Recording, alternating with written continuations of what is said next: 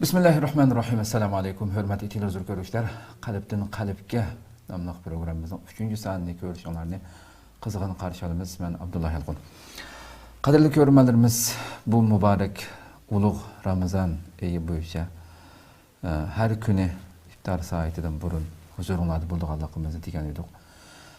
Bugünkü aziz mehmanımız həmənlər tanışıq bolğan hörmətli ustaz Şərq Türkistan Ölümalar Birliyi rəis vəkili Ustaz Mahmudcan Damullam təklif qıldı. Qimmatli vaxtını çıxarıb qədəm təşəkkür etmək üçün köpdən-köp rəhmət etdiniz aldığınız. Allah razı olsun.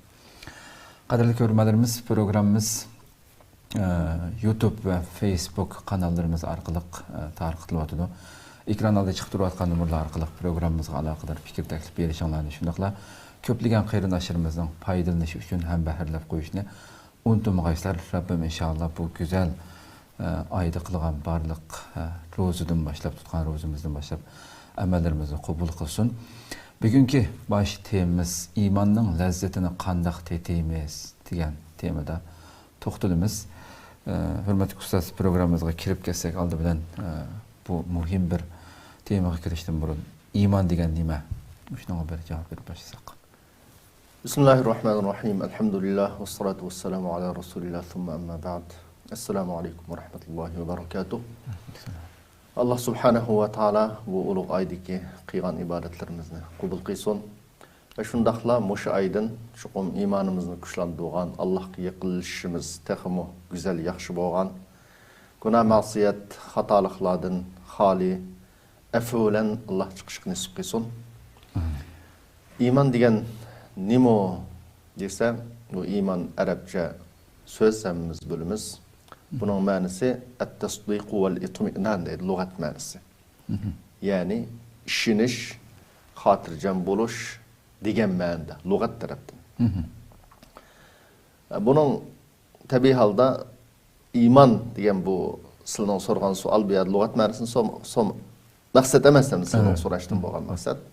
Şuna bunu şer'i bununki manisi nima desa, Allah subhanahu wa ta'ala'nın ki birden bir ibadet kılınışqa layık bir ilah ekanligiga qalbidan cho'nqir ishinish, hem tili bilan iqror qilish, mush ishanjini tili bilan deyish lozim. Yani la ilahe illallah Muhammed Rasulullah deb tili bilan demasa, o'zining deyishga qudrati turib, yani geçemez, saq bir insan tili bilan la ilahe illallah Muhammed Rasulullah deganni demasa, mümin bo'lanmaydi.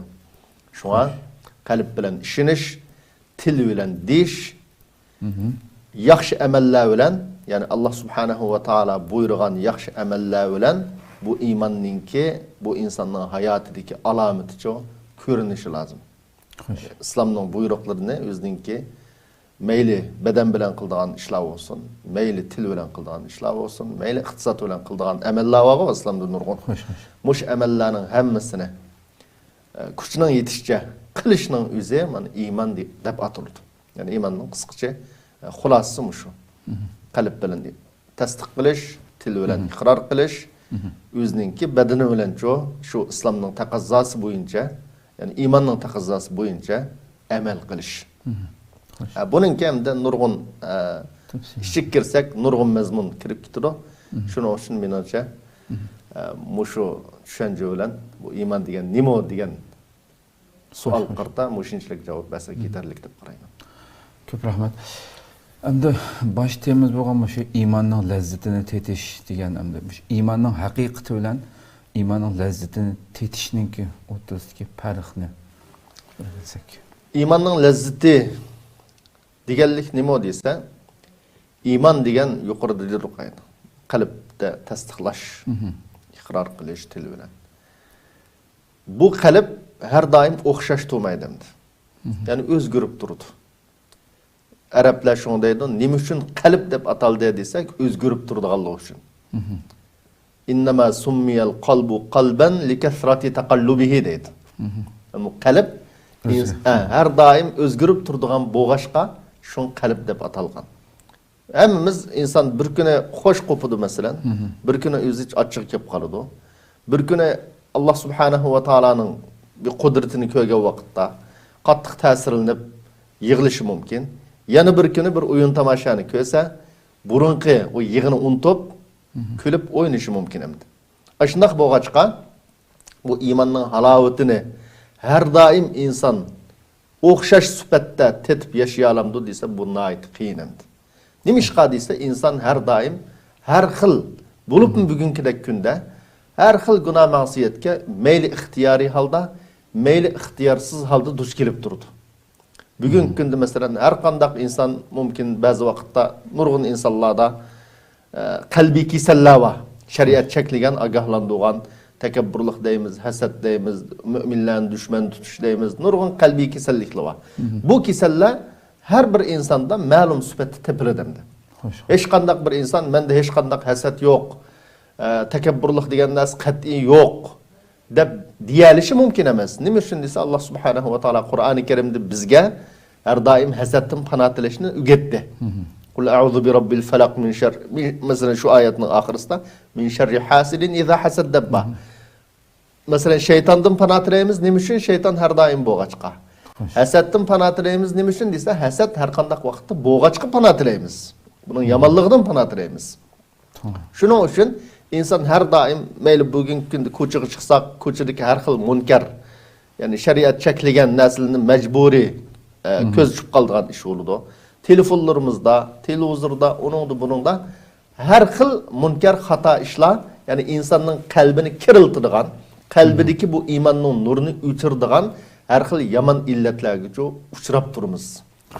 Şunun üçün imanın lezzetini, tetişini tusurgan nasi nima dese bu hatalıklar. Yani kalbini kiriltiş. Şun Peygamberimiz sallallahu aleyhi ve sellem bir hadisinde bir insan günahını kılıdı. Her bir günah kıyga vakitte bunun kalbiye bir karçıkit koyuludu. Karçıkit koyula verip kiyince bu kalp xuddi uzun yıl işletken bir kara astışında kara olup ketken kazanğa okşap kalıdı. Hoş. Bunda kazanğa okşap kalgan vakitte bu kalp jo dese yaxşılıqını tunumaydigan, yamanlıqını tunumaydigan qarıgılaça mağdıgan bolup kalıdı degen. Muş günah masiyetinin hemmisi şu dese insanın kalbini karlaştırıp imanın nurunu uçurdu. Üçügen boğaçqa şu imanın lezzetini tetiyenmaydigan ahval müşahedin kelip çıkıdı. İmanın hakikati degenlik nima dese imanın hakikati degenlik bir insanın ki Allah'ın tunuşu ilmi taraftan kitap okuptuğunu de ya gep tebliğ anlaptuğunu de mesela. Hoş.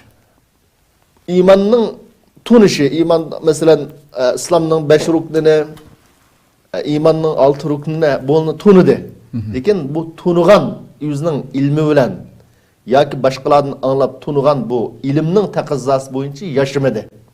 Nurgun mesela doktor, profesör oluşu mümkün. Şeriat ilminin nurgun nasını bilişi mümkün. Bu adam bu dinin haklığını tunudu. İmanın hakikatini tunudu. Lekin bu adam namaz okumaydı mesela. Ya ki munkar, nurgun hatalık olan yaşaydı. Nima üçün dese bunun imanın hakikatini tunudu. İmanın nima ekanligini tunudu. Lekin özünün ameliy hayatida, gündelik turmuşida bunun eseri görülmedi. Mana bu adam imanninki halavetini qat'iy tetiyanmagan hem tetiyanmaydigan adam hem de. Hakikatini bilgen bilen imanның halavetini, lezzetini tetiyanmadı. Şunun için Peygamberimiz sallallahu aleyhi ve sellem nima degan desa Zaqa ta'mal iman men radiya billahi rabban ve bil islami dinan ve bi Muhammedin sallallahu aleyhi ve sellem nebiyyen. İmanның hakikatini tetigan kişi kim o dese Allah subhanahu ve ta'ala'nı Allah'ınki Rabb ikenligini hakiki tunugan. Şununla razı bolgan. Ma mening Farvoydigarim ken dep tunup şununla razı bolgan. Razı bolgandan keyin şu razılıkның taqazzası boyunca şu amel qilgan. Peygamberimiz sallallahu aleyhi ve sellemge ham iman keltirgen. Resulullah'ınki haq peygamber ikenligi iman keltirish deganlik şu Resulullah elip kelganligi şu amel qilish deganlik. İslam'ınki yüzününki tallap mağan hakik din ikenligim şu razı olup yaşagan dep tasvirlagan. Yani bir hadiste dese Allah subhanahu ve ta'ala'nınki Allah'ın peygamberininki bu insana nispeten dünyada banasının hemmisinden çok yaxşı görülüşü. Yani Allah'ın Resulüne şundak yaxşı görüşü, suyuşu. Özününki küfür qaytışın çok xuddi otuq taşlangandek yaman görüşü edigen. Yani her qandaq bir insan Allah'ın Resulü'nü hem minasının artıq bürəlisa, hem minasının uluq bürəlisa ve şundaqla küpürük qaytışını xuddi otuq taşlanıp, küyep, jazalanıp, otuq taşlanışını insan yaman gördü o. Şunu yaman köygəndək küpürük qaytışını yaman köse. Bu adam imanın lezzetini tetiydi degen. Bu qandaq vaqt ifadalındı o. Bu Allah'ın Resulü'nü yaxşı görüş. Hem insan diyalişi mümkün. Ben Allah'ın Resulü'nü yaxşı görmən diyalişi mümkün. Lekin mesela onun emeli hayatı qarsak, mesela ayal kişi olsa, yalavaştaq igizbes jüriydi. Bu ayal mesela Allah'ın Resulü'nü yaxşı görmən deyişi mümkün. Lekin bu yaxşı görüşünün yalğan ekanliginin delili. Eğer Resul olgan bolsa, haqiqi Allah'ın Resulü'nü yaxşı görgen bolsa, çoxum Allah'ın Resulü buyurgan boyunca yaşaydı. Şu boyunca kiyinidi. Yani bir adam mesela bugün günde erxil haram ticaretlerini kılıdı. Haqını qoyup yitido, haqdan pulunu elip vermeydi. Mesela cazayını kılıdı. Bu işinin hemmisi asla Allah çekilgen iş. Şu vakitin özünde ben Allah'ını yaxşı görmə, Allah'ın Resulü'nü yaxşı görmən diyelişi mümkün. Ya ki diyiverişi mümkün. Lekin emli hayatı şu qarsa nurgun hata masiyet bilen toşap ketken. Bu davanın yalgan ekanliginin delili. Ve şundaqla mesela bir insanın ki Allah buyurgan buyruk bilen özünün dünyavi bir menfaati zitleşip kaldı mesela. Hazır mesela bugün günde mesela misalga alsak bir insan bankada pul koysa, ayındayken mesela Türkiye'nin şaraitidan bir insanın 1 milyon pulu olup kalsa, bu pulda ticaret kıyısı mümkün azgın vakit bu pulun ziyan taat dep mesela nurgun xapalık kalıdı. Lekin bunu banka koysa deyse, mesela bugün günde bazı bankalarda 20 bin TL ayda, 1 milyon pulga. Ya ki onun azıcık muşnak pul çıkır iken.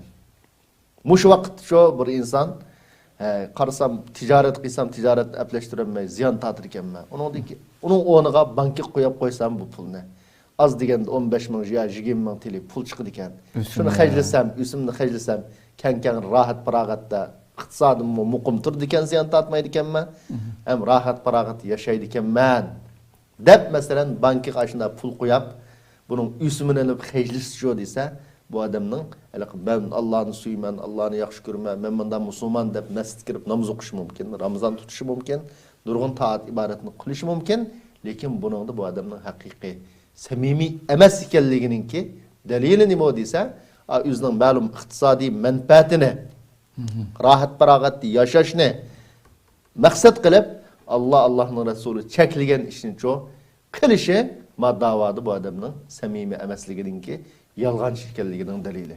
Şunun için bu ikisinin arkasında her qandaq bir insanın katta alim bolup ketişi, mesela unvallık bolup ketişi bu bir mesele. Lekin bu insanın emeli hayatı, özünün kündülük turmuşu da yaşaş uslubu ayrım bir mesele. Mümkün şundaq biçare, hiç qandaq iqtisadi yok ya ilmi seviyesi yok bir adam buluş mümkün. Allah buyurgan yolda mangdıgan Allah çekilgenden çoğu yenip yaşaydıgan. Bu insan Allah'ın dergahida her xil unvallık olsun, yukarı seviyedeki bay olsun ya hukuk ilgisi olsun. Bunun hemmisinden çoğu ma insan ebzel, ma insan hakiki Allah boğan imanının lezzetini tetgan insan muşu. Yani her qandaq insanın ki ölçümü şeriatı nima deyse bu insanın muş dinning buyrukları, dinning çeklimeleriga qaysi şekilde yaşaydı. Qandaq meňiwatyr muş asaslyk ölçem o insanyňki ilmi yoki o insanın cemiyetlik orni bu asaslyk ölçem emas. Şoň Peygamberimiz sallallahu aleyhi ve sellem bir hadisinde bir güne bir insan mangan. Bir insanın ketip alganlygyny haqla kögen. Hemmadam. Kögen diýken Peygamberimiz yendiki sahabelige ma adamga qandaq qarayslar degen. Qanda qarayslar dese, voy bu adam degenin acayip hürmetki sazavor adam. Qanda adamның işleriga aralashsa, yani haqla jidallashib qolgan, urushib qolgan bo'lsa, aralashsa uni hal qila oladi. Kimning qizini olay desa, ola oladi. Ya bizga ap bera oladi. Masalan, haqla biz bilan jidallashib qolgan bo'lsa, ayriya oladi. Nima gap qilsa, haq buning gapini anglaydi deb javob bergan. Birdemden keyin yana bir adam o'tgan.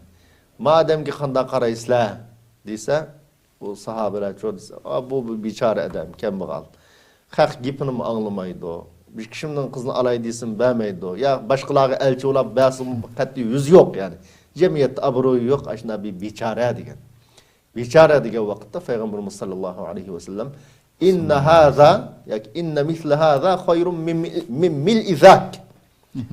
Mushunda bir adamning bo'lishi, ma adam abiyatin sizlar anda yaxshi jamiyatda menda obro'yi va hammadan gapini anglaydi degan anda adamdan dunyo to'shab ketgandan mushunda bir adamning bo'lishi bu afzal. Ma adam afzal deb javob bergan. Demak bu yerdagi o'lcham nima desa, shariatdagi o'lcham xuddi inna akramakum indallohi atqakum degandek Allah bilan bo'lgan bir insonning munosabati şu insonning hayotidagi Allah'ın dininin alametleri, görünüşü, bunun qanchalik ko'rindi, qanchalik namoyon bo'ldi, Allohning buyruqlari, Allohning cheklamalari, mana mushuning bilan o'lchindi, uningdan boshqa o'lchaydigan o'lcham yo'q. Shuning uchun ma masalada inson ilm o'rganishi, diniy tarafdan saviyasini oshirishi bak muhim. Chunki bu ilm inshaalloh Allohning taqim qo'qashga ilib bordi. Lekin şunu bilan birga çoğu desa, ilimliklar o'zining ilmi bilan mag'rurlanmasligi, o'zining kundalik hayoti, amaliy turmushiga, shariat bilan bo'lgan munosabatiga qarab yashashi, ya'ni o'zini hisob elib turishi va shundaqla jamiyatdagi ilm o'qimagan, iymonning haqiqatlarini, bu shariatdagi nurg'un sirlarni bilmaydigan odamlar va bunda odamlarni o'zini tuvan ko'rmasligi, balki men shariat buyurgan hayot yashasam, inshaalloh Allah'ın razılığı erişimen degan ishonchi bilan yashashi o'lchamninki cho'qimcho insonning kundilik hayoti, kundilik turmushi haqiqiy mo'min kim o yoki da'vogar, yolg'on da'vochi qaysi bu iymon da'vo qilgan buni o'lchashlik o'lchamning insonning kundilik turmushidagi shariat bilan bo'lgan munosabatining yaxshi bo'lishi yoki yaxshi bo'lmasligi mana bu birdan bir o'lcham. Xo'sh, xo'sh. Köptünge rahmat. Ahirdeki şu keltirilgen nimede hata düşünülmezliği için de atmen de. Bir müminin ki mesela aciz, biçare buluşu yani xuddi İslam'da mida biçare, aciz boğan kişinin ki bekrek Allah tarafından yaxşı görüldüğanlığı düşünüp kalmasın demek yani ben de. Allah razı olsun. Ölçem halkımızın doğru düşünmediği için.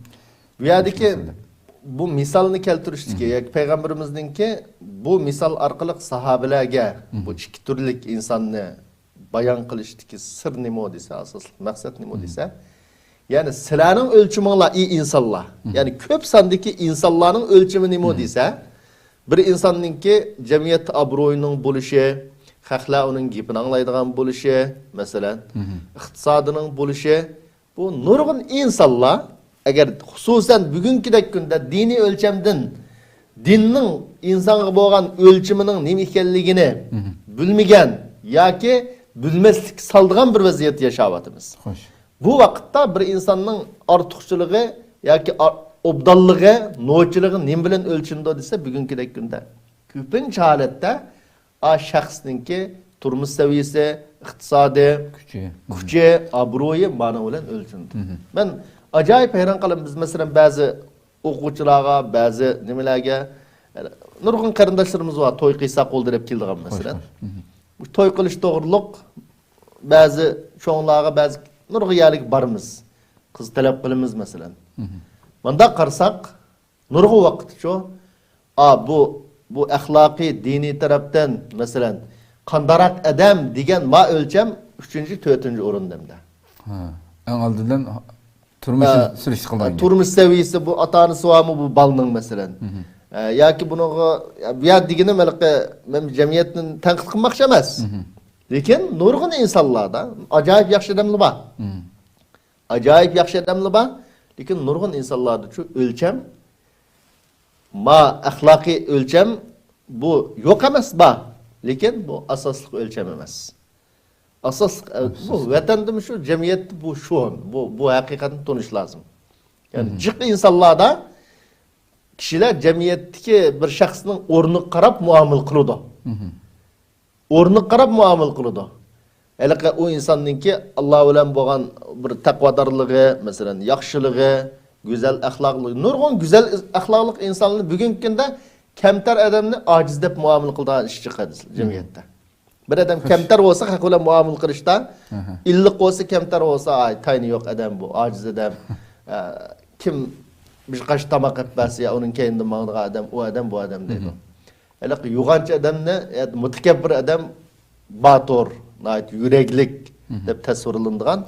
Muşunda kişilerin ölçümü şahsi boğan, bir musulman boğan, özgürüp ketken bir cemiyette yaşavatınız.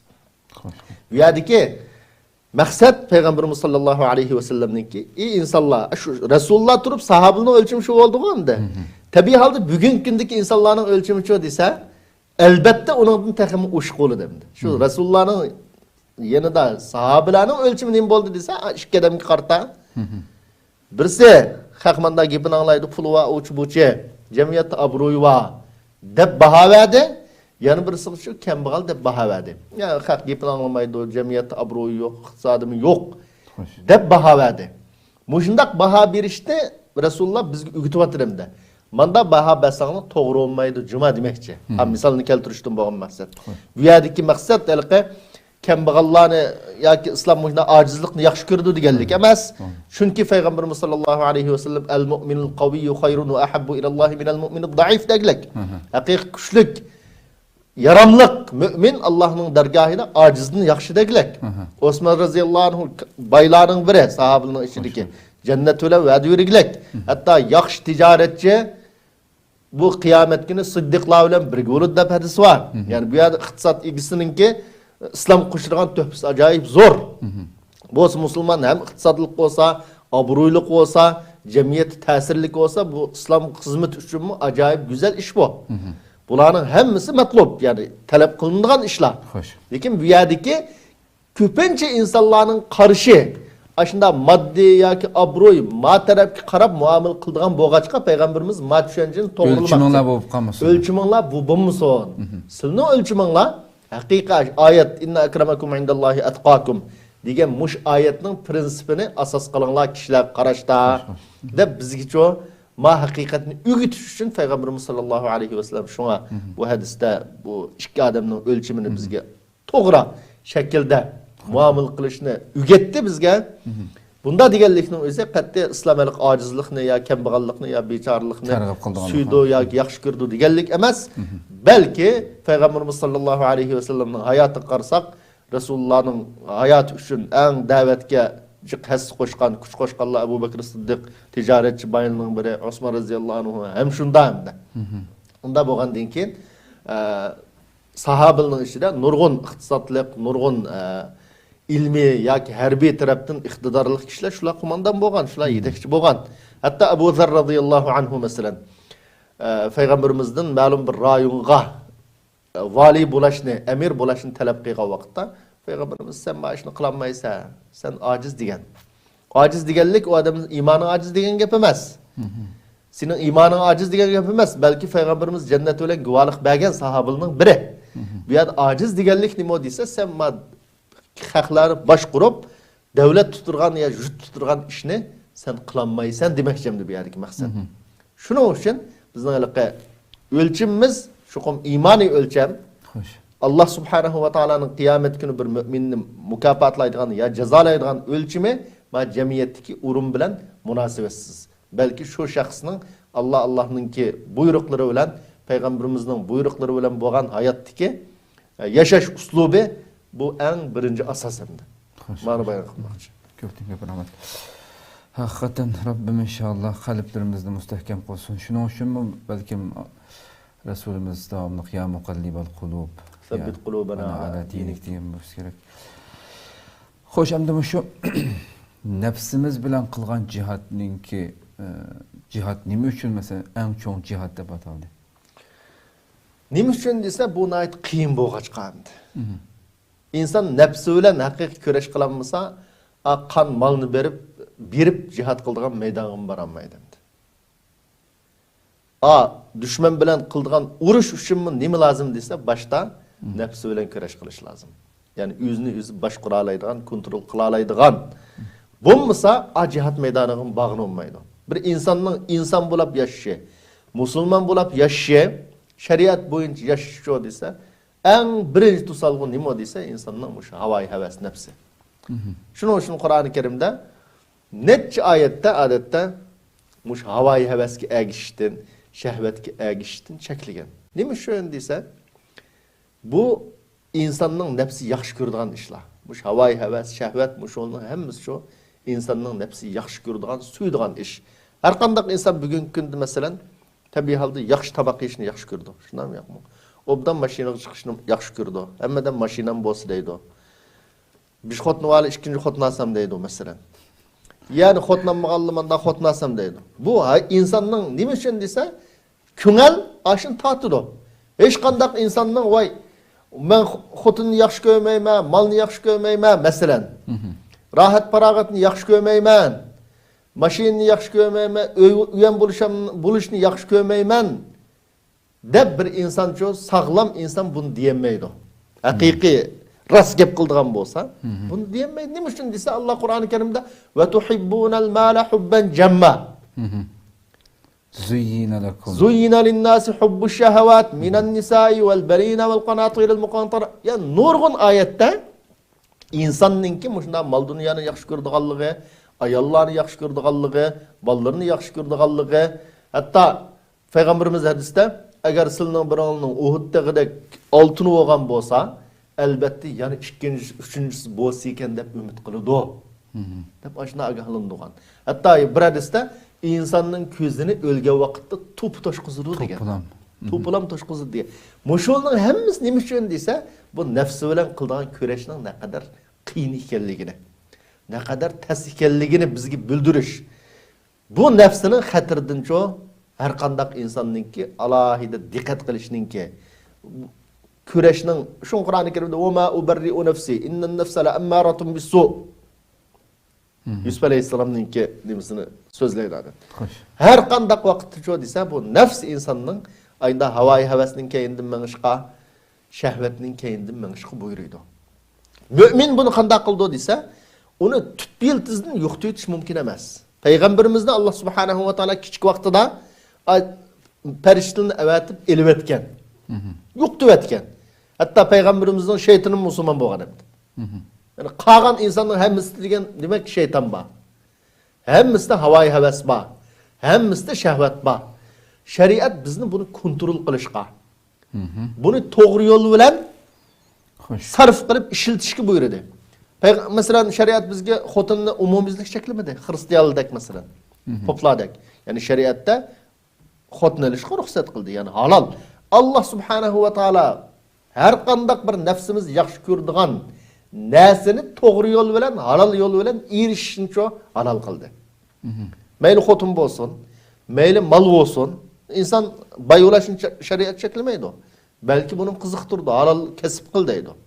Adette Kur'an-ı Kerim'de netçe ayetlerde bu halal kesipinin ne kadar mühimliği, haklardan tilemçilik kılışının ne kadar eyip işkelliğini bayan kılıyor. Neymiş şunu deyse sen tiriş demekçi. Sen tiriş demekçi. Onda boğandın ki bu nefs, şu Peygamberimiz sallallahu aleyhi ve sellem huffetil cennetu bil mekarih ve huffetin naru bil şehavat. Cennet çoğu deyse insanın tabiiti, kalbi, nefsi yaxşı görmeydiğin, yaman gördüğün nesli bilen korşaldı. Devzak çoğu deyse insanın nefsi şehvet bilen. Yani insanın nefsi suyduğun, yaxşı gördüğün nesli bilen devzak çoğu bizeldi deydi.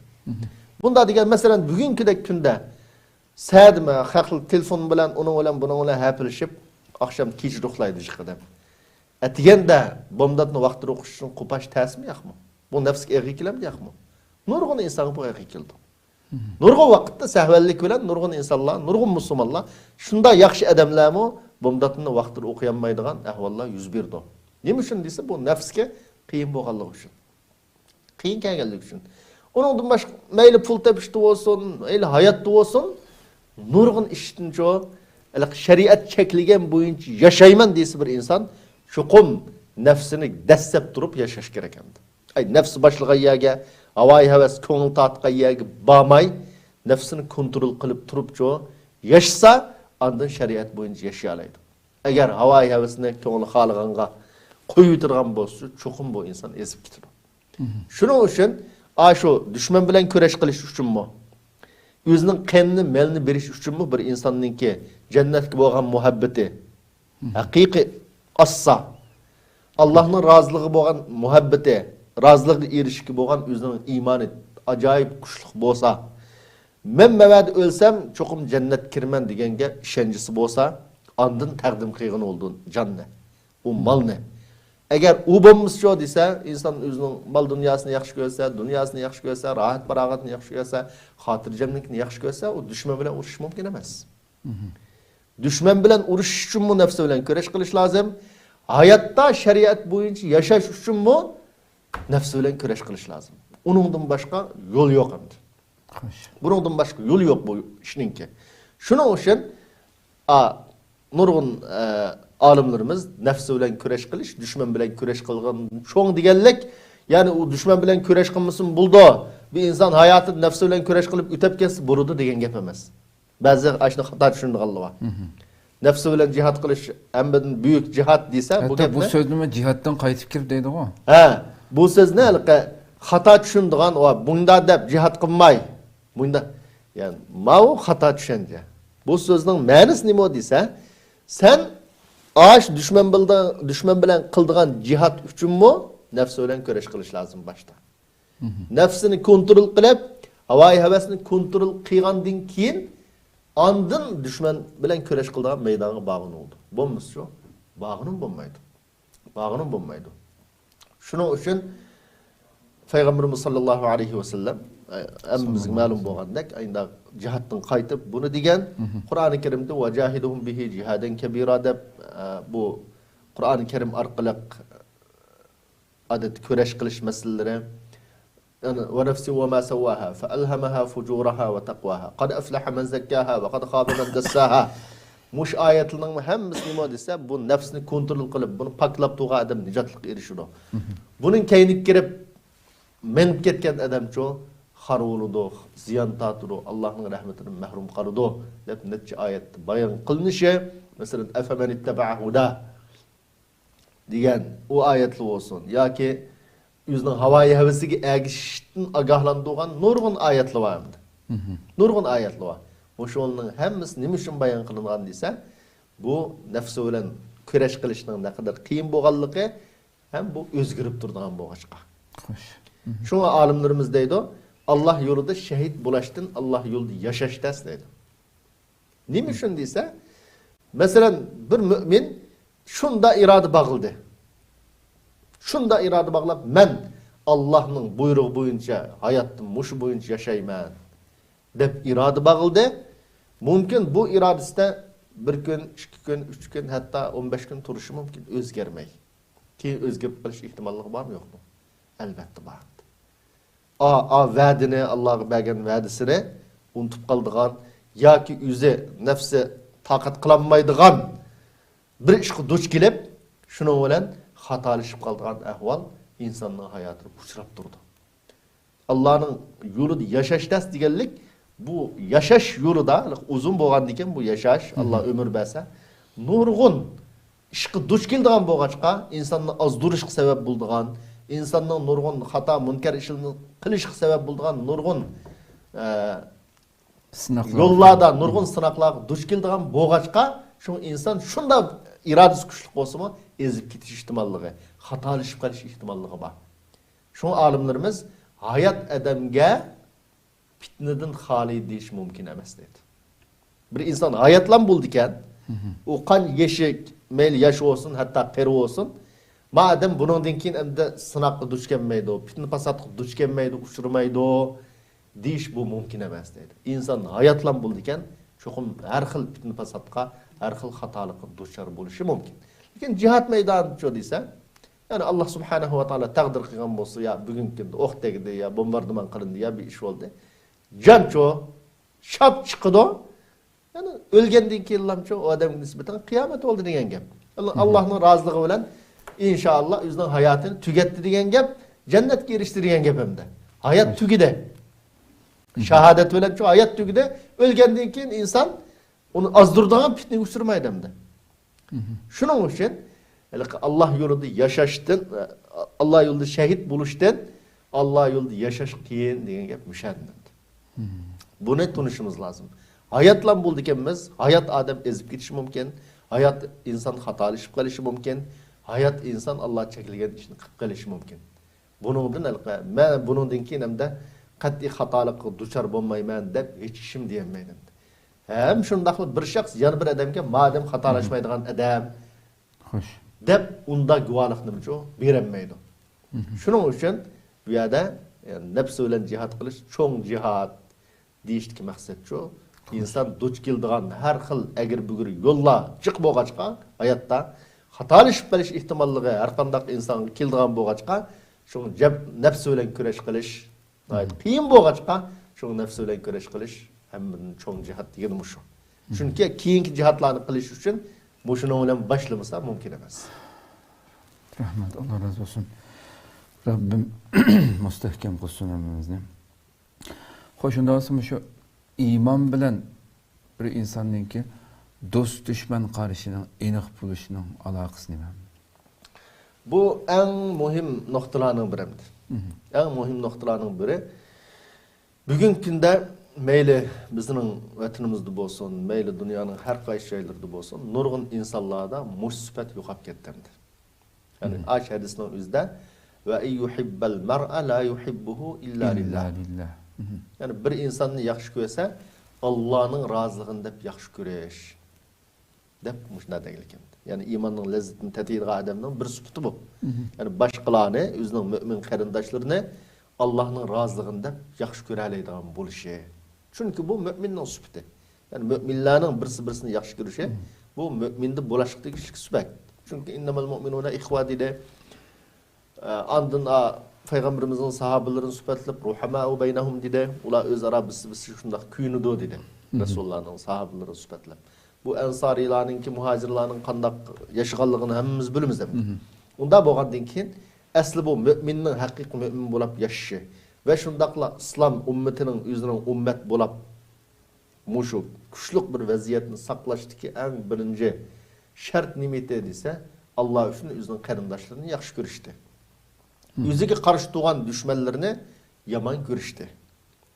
Lekin en ağır ziyan nereden kelip çıktı edilse qaçani ki İslam ümmeti özünün qarindaşlarını yaxşı görüş lazım. Mümin Allah üçün özünün mümin qarindaşlarını yaxşı görüş lazım degan Peygamberimizin bu ko'rsatmasini taşlagan vaqtda. Müminler qarindaş degan oyatning ko'rsatmasidan voz kechgan vaqtda İslam ümmeti bir ümmet deb tasvirlangan oyatning hukmidan voz kechib, hamma odam o'zining juti, o'zining millati ya o'zining davlati, o'zining yashagan rayoni, hatto u yerdami necha parcha yashaganligi. Ma'lum muqim bir hokimiyat bo'lsa, buni mesela Osmanlı imperatorluğunun vayron bo'lishi, mesela İslam ümmeti shunda izzatli yashagan shu zamonlarda nimadan kelib chiqdi desa, yaxshi ko'rishning yo'qolib ketganligidan kelib chiqdi. Ma mening mu'min qarindishim, ma mening bir islom ummatim, buni mening qo'g'dishim lozim, buni suyishim lozim. Bu davlatning muqimligini qo'g'dash uchun hammamiz kuch chiqarishimiz lozim degan ma ideyaning o'rniga Suriyalik, men Suriyalik davlat qo'sam bo'ladi dedi. Arab Misrlik bijimi dedi, Saudilik bijimi dedi, Jazoirlik bijnas dedi, O'rta Osiyodagilar bijnas dedi. Her xil nima bilan hammadan o'zi yashagan ma'lum rayonda men ayrim davlat qurdim, ayrim uni qildim, buni qildim deb qanday bo'ldi desa bu düşmanlar parçaldı onu. Düşmanlar bunda parçaladı. Bu nereden kelib chiqdi desa, düşmanninki yalgan sözleriga aldinishdan kelib chiqdi. Onu yaxshi ko'rib qolishdan kelib chiqdi. Voy mandakan, manda taraqqiy qilib ketibdi, u vaqtda bu vaqtda degan mush narsa bilan shu kelib chiqdi. Bizning vatanimizda masalan şu 49'daki 44'deki muş tarixqa şunda qarsak, yani şu çağda men mesela İlhan Töram rahimahullah devlet kuruş iddisi batı. Ma xalq mustaqil yaşasız buldu, yani mustaqil bir yaşashqa layık deb aşno kuchgan şu çağdaki inqilab qilganlar. Lekin şunun işi şu komünizmni suyab qolgan. Komünizm muş xalqni bayashat yaştudu deb qarab qolgan ancha-muncha odamlar bamiti yo'qmiti sabta desa bat. Oxirgi natija nima bo'ldi desa, bir qism odamlar yo'qitildi. Yana bir qism shu qilib qolganlar, shu kurashda qatnashib qilib qolganlar shu. Ma bugun kommunistlarning kelishiga alohida hassi qo'shdim. Shu kommunistlar kelgan vaqtda suratni ko'rsa, insonninki yuragi etishidi endi. Shu chaqda shu masalan Urumchida vatanning nurg'un yerlarida nurg'un odamlar chiqib, bo'lni qarshi olib, üzüm qatiqini et chiqib, sunib shu Xitoyning askarlariga. Ashunda qildi nima uchun desa, ma kommunizm bu. Şu arasında da bu kommunizm degan xalqni anda bayashat qiladi, anda yaştırı, manda yaştırı.